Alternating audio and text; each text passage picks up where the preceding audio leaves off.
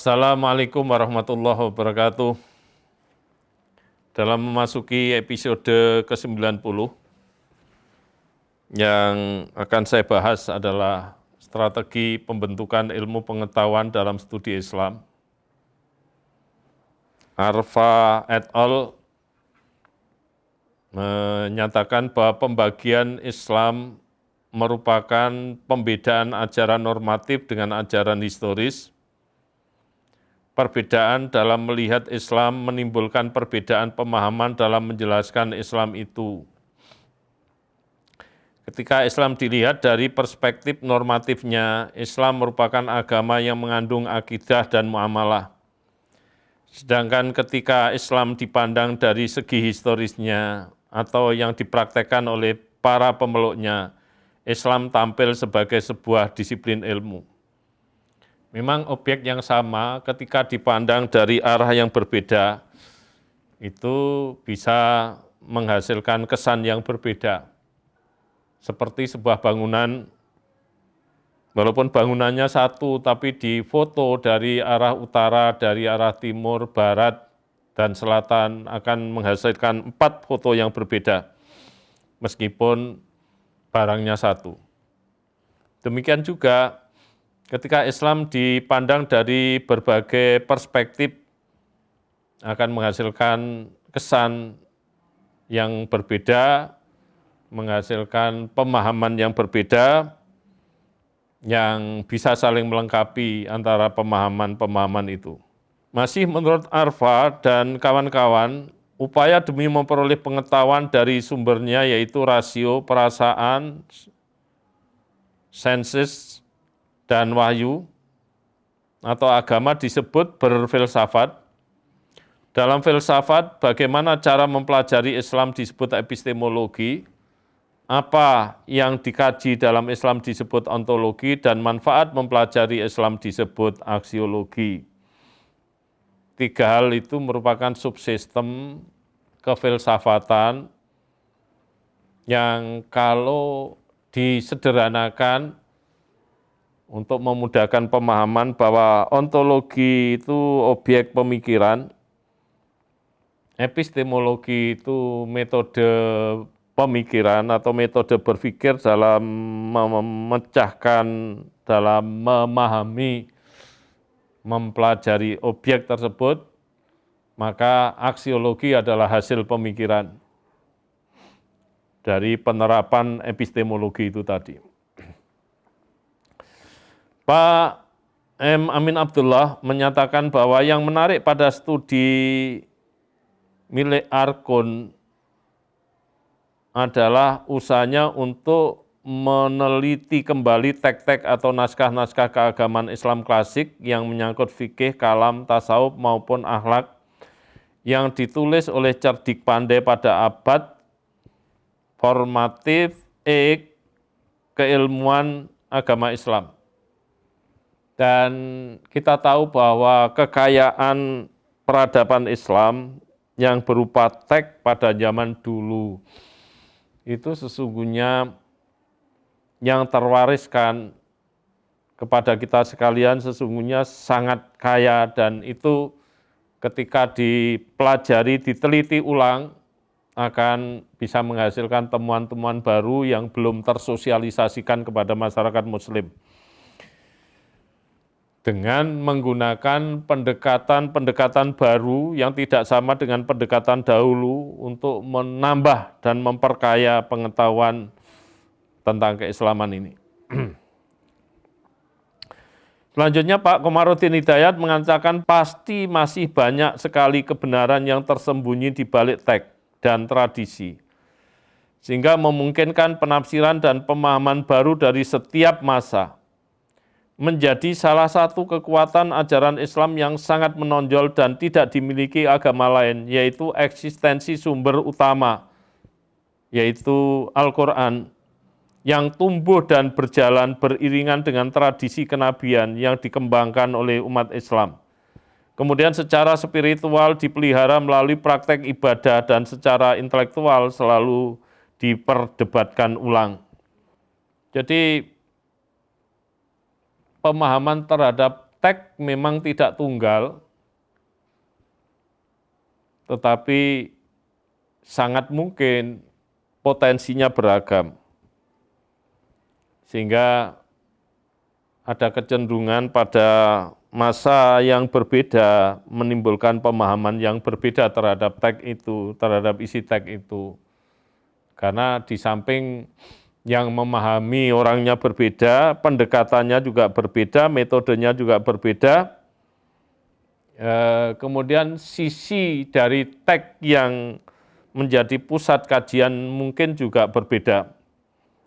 Kemudian Johann Melman mengatakan bahwa Muhammad Arkon barangkali adalah satu-satunya ilmuwan muslim yang telah mencoba memperkaya studi Islam dengan hasil perkembangan semiotika. Semiotika sebagai pendekatan keilmuan dalam Islam yang menekankan pada konsentrasinya terhadap tanda-tanda atau simbol-simbol, dan di dalam agama, semua agama termasuk Islam, tanda-tanda atau simbol-simbol itu banyak sekali. Ya, banyak sekali. Dan bahasa simbol itu memiliki pengertian-pengertian yang bersayap, pengertian-pengertian yang berlapis-lapis, sehingga lebih menarik. Selanjutnya Pak Kuntowijoyo menyatakan bahwa Islam merupakan suatu alternatif, namun dalam proses globalisasi dan universalisasi ilmu pengetahuan dan teknologi seperti sekarang ini, kita harus membuka diri terhadap seluruh warisan peradaban. Yang dimaksud Pak Kuntowijoyo bukan hanya peradaban Islam, tetapi juga peradaban-peradaban yang lain, peradaban Yunani kuno, peradaban Barat modern, maupun peradaban-peradaban yang diwariskan oleh bangsa-bangsa lain selain Islam yang tentu menjadi keniscayaan. Pak Amin Abdullah menyatakan bahwa keterkaitan dan interrelasi ilmu kalam dan filsafat kontemporer serta ilmu-ilmu sosial empiris perlu terus dijalin dan dikembangkan. Hanya melalui cara inilah pengembangan dan perkembangan ilmu kalam kontemporer dapat dimungkinkan. Sehingga ilmu kalam harus ditarik secara dinamis dari sekedar mempelajari mandek pada aliran Khawarij, Murji'ah, Jabariyah, Qadariyah, Syiah, Mu'tazilah, Ahlussunnah. Dan sekarang telah dikembangkan termasuk oleh pemikir-pemikir kalam di Indonesia dengan banyak menggunakan istilah teologi. Minimal, saya perkirakan minimal bisa lebih, minimal ada 15 teologi yang dikembangkan di Indonesia, termasuk teologi sosial, teologi pluralisme, teologi pembaruan, teologi transformatif, dan lain sebagainya. Masih Pak Amin Abdullah menyatakan bahwa dimensi tasawuf dalam Islam mampu menjawab dan mencarikan pemecahan masalah terhadap kesulitan yang dihadapi. Sementara tasawuf sekarang justru mengalami kejutan-kejutan, karena tasawuf sekarang telah terangkat oleh ketertarikan orang-orang yang terpelajar, orang-orang kota, orang-orang yang dari kalangan menengah ke atas terhadap tasawuf itu sendiri, sehingga justru tasawuf lebih diminati daripada bidang-bidang lain. Kasus itu terjadi bukan hanya di Indonesia, tetapi juga di Amerika, di Eropa, dan lain sebagainya.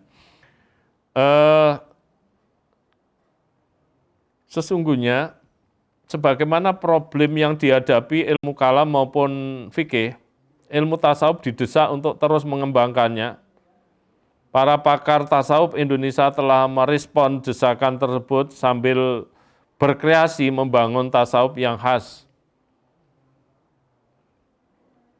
di Indonesia lebih dari 12, saya kira 12 tasawuf yang tercermin dari kreasi para ahlinya itu, sehingga di Indonesia menghasilkan ada tasawuf, bahkan tasawuf bukan hanya tasawuf falsafi, tasawuf irfani, tetapi juga tasawuf Jawa, tasawuf Muhammadiyah, kemudian tasawuf perkotaan, dan lain sebagainya.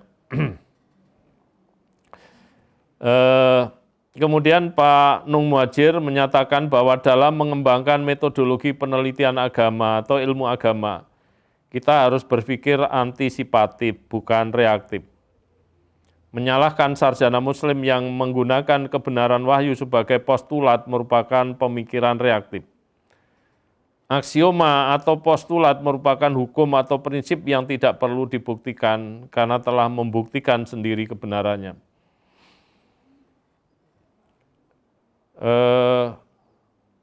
Artinya saran dari Pak Nung Muhadjir itu tadi, dengan pola berpikir antisipatif, maka kita selalu berupaya ekspansi dalam pengertian, selalu berupaya untuk mengembangkan, memperkaya ilmu pengetahuan keislaman ini tanpa harus menunggu adanya suatu rangsangan-rangsangan dari luar yang mendesak.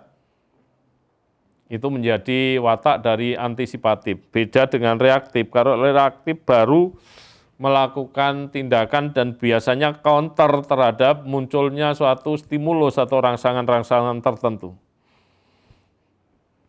Sebagai sebuah pembudayaan atau pembiasaan dalam pengembangan keilmuan, tentu berpikir antisipatif itu lebih lestari karena ada kesinambungan kerja ilmiah, kesinambungan semangat dalam mengungkap rahasia-rahasia Tuhan berupa ilmu pengetahuan yang berkaitan dengan studi Islam ini utamanya.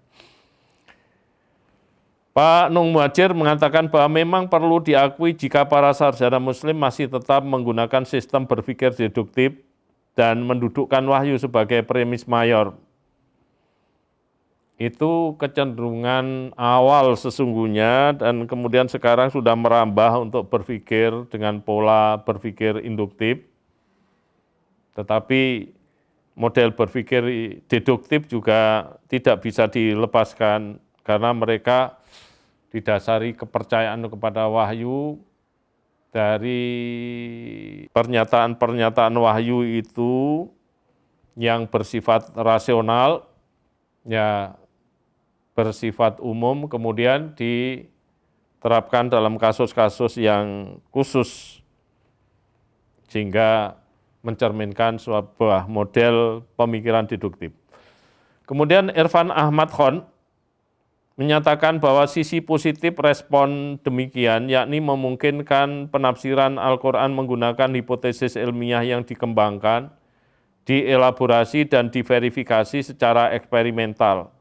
Hal yang sama juga berlaku pada hadis, tetapi dengan syarat-syarat tertentu. Hadis pun juga ada penafsirannya yang disebut syarah hadis.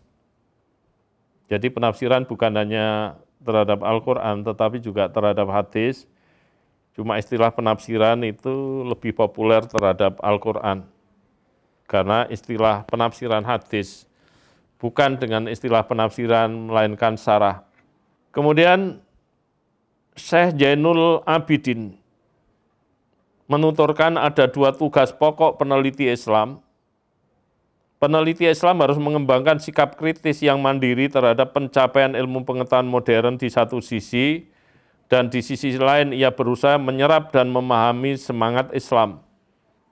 Jadi dibutuhkan ada kreasi dari peneliti Islam itu menghasilkan temuan-temuan yang betul-betul novelty, temuan-temuan baru, dan berupaya menelusuri, menggali, mendalami terhadap ajaran-ajaran Islam dari berbagai dimensinya sehingga bisa menyerap dan memahami semangat Islam itu sendiri. yang mungkin berbeda dengan semangat yang mempengaruhi umat Islam ketika masa-masa kemunduran yang dialami oleh mereka itu selama ini. Demikian saya akhiri. Wallahul muwaffiq ila aqwamit thoriq. Wassalamualaikum warahmatullahi wabarakatuh.